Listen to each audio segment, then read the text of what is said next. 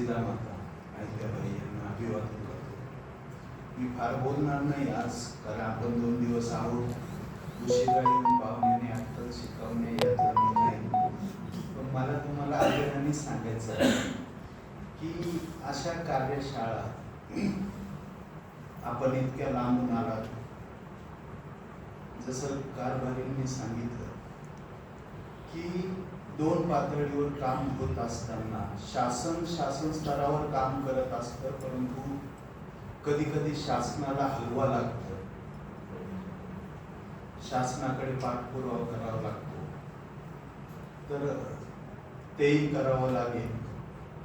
आणि शासनाची शासन परिपूर्ण नाही की तो सर्वच लोकांचे, म्हणजे कोणतंही शासन असो, म्हणजे राजकीय याच्यात नाही बघायचं, मी गव्हर्नन्स म्हणूनच बोलतो. कुठलंही शासन लोकांच्या सर्व समस्या सोडवू शकत नाही.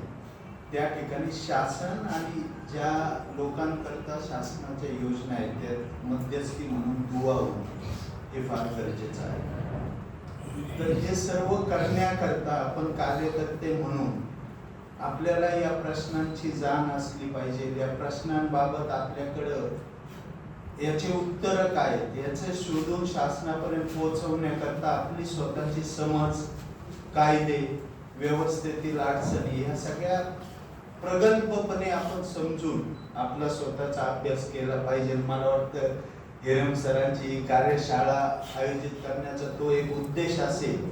तर तुम्ही सर्वजण या कार्यशाळेत भाग घेतला आहे याचा फार आनंद आहे. फार दूरदूरून आपण आला.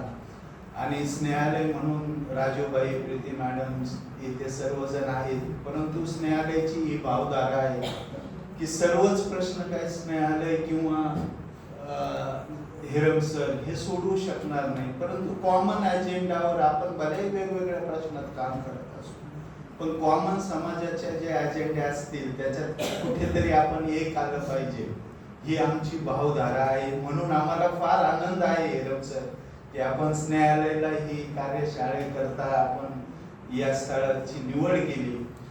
उद्याही आपण असणार आहेत. कदाचित उद्या आपण परत बोलू.